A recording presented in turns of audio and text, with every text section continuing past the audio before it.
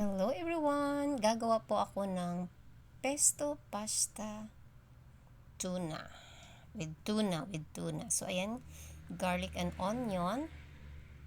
Then i-drain muna natin ang ating tuna. Kailangan itabi natin yung sabaw niyan kasi may paggagamitan tayo niyan. So ayan, nag-init na po ako ng tubig para sa pasta noodles. Then ito na po, ilalagay muna natin ang ating kangkong.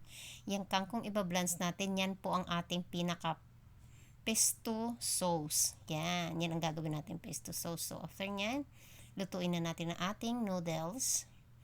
So ayan, while nagluluto tayo ng ating noodles, may ginagawa tayo.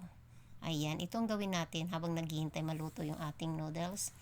Yung ating kangkong ay i-blender natin with onion. Yan na yung pinaka pesto sauce natin. Yes. So yung sabaw ng tuna, siya din ang ating isasabaw. Yes. Kangkong lang, pwede na. O, diba? Sana nagustuhan nyo itong video ko na to, at please pag may ads, wag po skip at patapos po hanggang dulo. Thank you. So ayan, i-blender na po natin ang ating kangkong. So ito na po siya, ang ating pesto sauce na kangkong. So ayan, start na tayo ng gisa-gisa. So si garlic, lulutuin natin. Pag naluto yan, alisin ko kasi yan. Lulutuin natin, tapos sit aside. Sit aside natin kasi may paggagamitan tayo ulit niyan mamaya. So ayan, ilagay na natin ang ating onion, then ang ating tuna. Yes.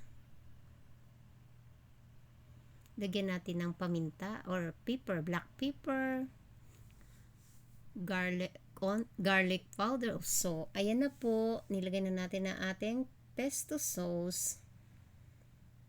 Ayan, mix lang natin at kailangan din nating lutuin tong ating sauce. Yan. So ayan, luto na yan. So nilalagay na natin yung ating inalis kaninang garlic. Nagtira lang tayo para sa ating toppings later. So ayan, luto na tong sauce natin at ilalagay na natin sa ating noodles.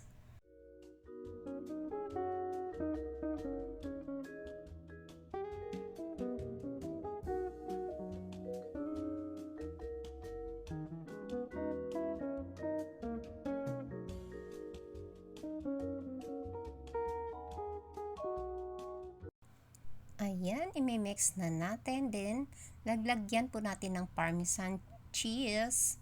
So, magtira po tayo ng parmesan para sa ating toppings. Kasi okay na yan.